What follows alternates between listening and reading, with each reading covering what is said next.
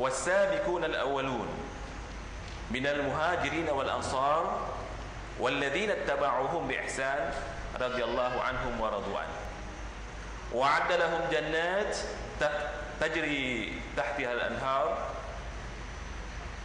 Ayat ini menunjukkan salaf diertikan orang yang mula-mula dan awal-awal. Was-sabiquna al-awwalun, orang yang mula-mula dan awal-awal. Jadi kalau kita katakan siapa salaf di segi bahasa Arab, orang yang mula-mula dan yang awal-awal. Di dalam Al-Quran, orang yang mula-mula dan awal-awal adalah para muhajirin dan ansar. Was-sabiquna al-awwalun, orang yang mula-mula dan awal-awal minal muhajirin wal ansar, daripada muhajirin dan ansar. Itu salaf. Kembali kepada tajuk, kenapa kita kembali kepada salaf? Di ayat ini dengan jelas mengatakan walladzina tabauhum, walladzina, adapun orang-orang yang ittiba kepada mereka. Siapa mereka? Salaf. Yang awalun, as-sabiqun al-awwalun, yang mula-mula dan awal-awal. Yang dikatakan mula-mula awal-awal dijelaskan dalam Al-Quran ini muhajirin dan ansar. Jadi salaf kita di sini dijelaskan adalah muhajirin dan ansar. Allah mengatakan walladzina tabauhum, Allah mengkhabarkan kepada kita orang-orang yang ittiba kepada mereka. Apa arti ittiba? Ittiba mengikuti jejak mereka, mengikuti manhaj mereka, mengikuti mazhab mereka. Itu ittiba. Atau mentaati mereka. Apabila mentaati mereka, Allah mengatakan radhiyallahu anhum, Allah akan memberi keredaan. Bermakna orang yang ikut salaf, yang kembali kepada salaf, terutamanya orang awal-awal muhajirin dan ansar, Allah redha. Allah redha.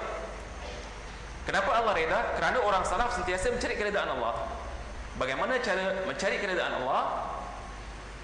Ittiba. Ittiba, yakni mentaati mereka. Dan orang-orang salaf ini sudah dijanjikan oleh Allah Subhanahu wa taala dalam ayat ini, disediakan bagi mereka syurga yang mengalir di bawahnya sungai-sungai. Itu janji Allah. Dan dijelaskan di ayat ini, yang masuk ke surga ini kekal di dalamnya buat selama-lamanya, itulah kejayaan paling besar.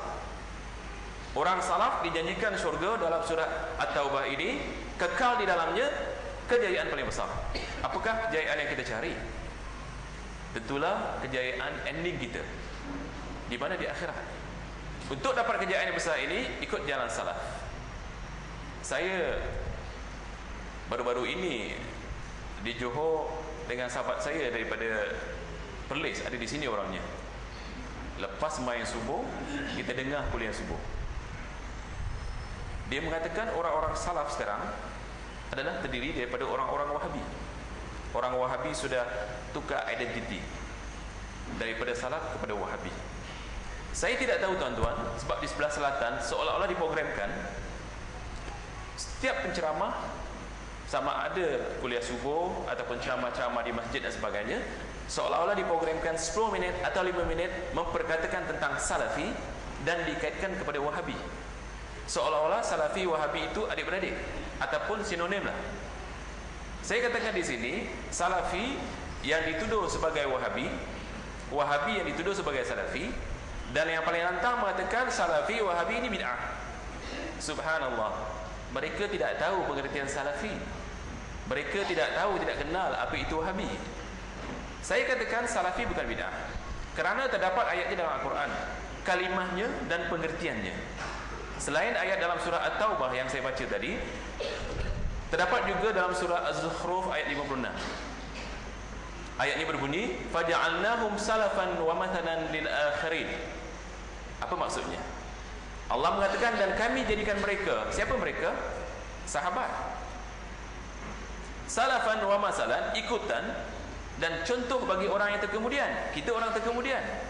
Allah mengatakan dalam surah Zukhruf, dijadikan para sahabat yang dikatakan salaf, ikutan dan contoh bagi orang yang kemudian. Bukankah kita orang kemudian? Kalau Allah mengatakan contoh kita, ikutan kita adalah salaf, kalau kita tak ikut salaf, bermakna menentang dan mengingkari khabar daripada Allah Subhanahu wa taala. Kemudian dalam hadis Muslim, Rasulullah mengatakan kepada anaknya, ni'mas salafi ana laki, sebaik-baik salaf akulah bagimu. Kalau Rasulullah mengatakan aku salafi, bagaimana pula kita katakan bahawa salaf itu bid'ah? Rasulullah mengatakan dalam hadis Muslim, ni'mas salafi ana laki,